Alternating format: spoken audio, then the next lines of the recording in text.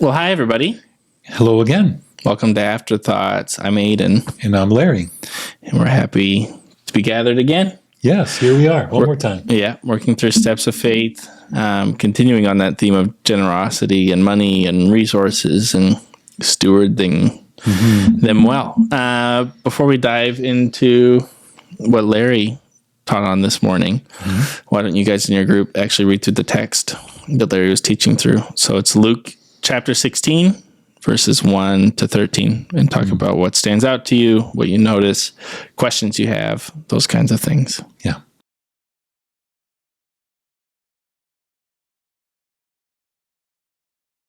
Okay, Larry. Well, you preached again. Oh, I did. And yes. it was good. For those who need a refresher or maybe weren't there, can you give a brief summary as best as you can on what you preached on this morning? Can preachers ever be brief? No, but we try. We try. We do try. We make every effort. Luke 16, 1 to 13 is one of those weird parables. It's one of those where Jesus seems to be commending something that is illegal and immoral and just categorically wrong, but he's not. Yeah. And we need to understand, I think, the nuance of the difference there. So in that particular passage, there's a manager, a steward who has absolute control of his master's finances, resources, family, and he's been misusing it. Dishonestly, incompetently, probably padding his own accounts in reality. And he gets discovered, and he's essentially told he's going to be fired, but he has to give an account. Yeah. And the window of opportunity before he comes to give an account, he uses his position to leverage his future by basically canceling debts that his master should be collecting. And doing so in a way that actually protects his own future. Yeah. And the principle is that all of us are going to one day stand before Jesus and give an account of what we've done with what he's given. In 2 Corinthians 5, there's the judgment seat of Christ where we give an account of what we've done with what he's given to us. It's not about our salvation. It's not about our sin. It's ultimately about how good of a steward, how good of a manager we have been. And it's a message that Paul brings in 2 Corinthians 5 and 2 Corinthians 6 that goes all the way through to what we're doing with the bodies that we have, and are we honoring the Lord with our bodies? Yeah. Because he owns it all. Yeah. He has it all, as we talked last week. Yeah. In Luke 16, the manager does this really illegal thing, and in the very next sentence, Jesus said the master commended him for his shrewdness or his cleverness. And it's like, wait a minute, like what in the world is this about? Yeah. And I emphasized this in the sermon. This is not Jesus telling you to do something illegal. No. This is not permission for you to go and, be corrupt with your employer's resources and then go, well, my pastor told me to. No, I didn't. Jesus is not commending the illegal activities. He's commending the awareness of the steward who knew a judgment was coming, and he had to act now to prepare for it. That's the point. And he gets very clear in verse 9 about that point where he talks about how people of this world know how to use their resources to build friendships. Do the people who follow Jesus, people of God's kingdom, act in the same level of awareness and shrewdness? Are we willing to use what's in our resources to build friends for the kingdom of God, to reach out with others, to others with the resources that we have?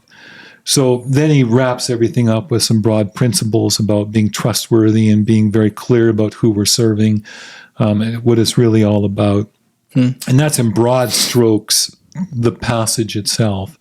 The question that I left with people is, what are you doing? What are you doing with what God's given you? And I'm not trying to be hard or difficult about this in any way, but that's the question that we're going to one day be asked. So let's wrestle with it, and let's make sure that we've answered it in a way that we're able to send it on ahead. Yeah, and it's better to wrestle with it now than when we're standing there. Yeah. No, thank you for that. That's really awesome. For you guys, first question we have for you is this. Jesus in this parable is making the point that we need to use what we have in light of eternity. If you're honest, how much do you consider eternity in how you choose to spend your money, your time, your resources, etc., and why?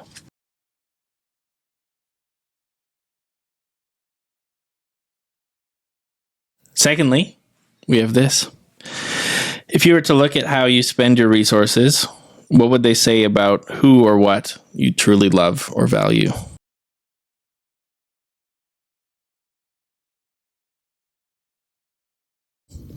That's a great question.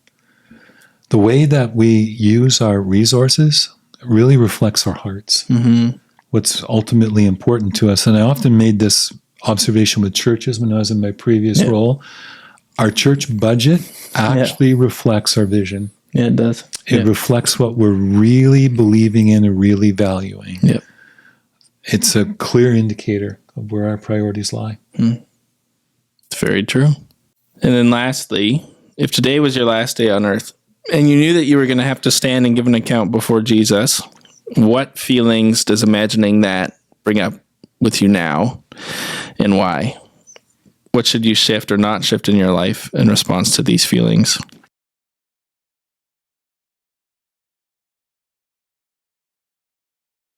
So for Larry, I want to toss this one to you.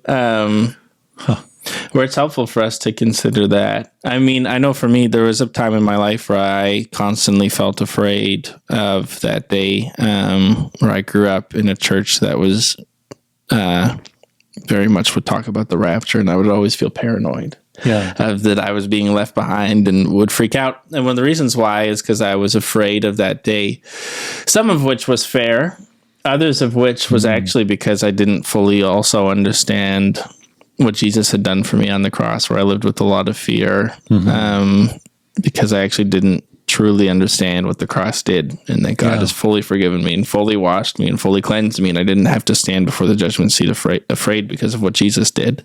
Yes, exactly. But along with that, there's like this tension of I'm not saved because of what I do, but I will still give an account for what I do. And so for you in this question, what feelings when you imagine, because at some point, all of us are going to stand before Jesus and give an account. When you imagine that day for yourself, what feelings come up for you and why?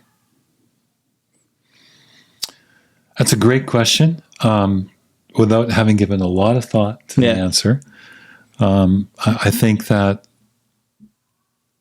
it would probably be something to the effect of, I believe I've sent it on ahead. I believe that I've invested my time, my money, my talents, my gifts, my energies in the kingdom. I've sent it on ahead, so I'm not worried about what's waiting for me there. Yeah.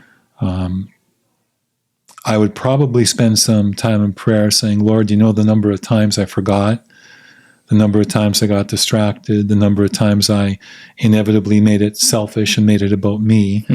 I'm, again, sorry for those things. I'm trusting that they're dealt with, and I believe they are.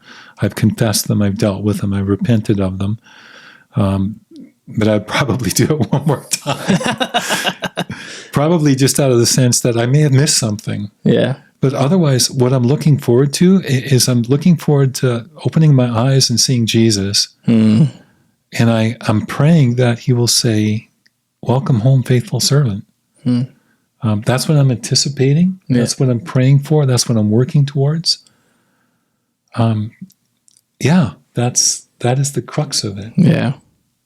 Well, and for all of us, that's the thing. And the thing to wrestle with is, depending on the day or the week, we might be feeling a little bit like, wow, I look back at my week or how I'm using the stuff God has given me, and there's some stuff I need to work on. And that's not a place of shame either. That's a really great place to recognize, like, there's nothing shameful about that. And that's what Jesus challenges here, is that non-Christians, when they know they're going to face something that's going to be a big turning point, are often very good, like this manager is, at embracing the turning point and sorting things out so that they can come out ahead.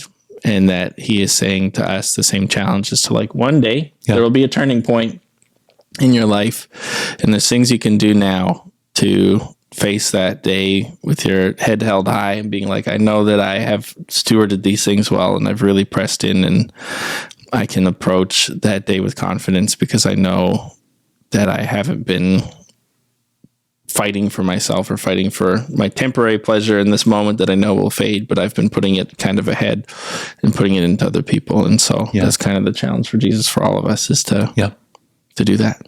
Thank you, Larry. Thank you. Appreciate it. And thank you guys for watching and discussing. Enjoy your study. Blessings to you.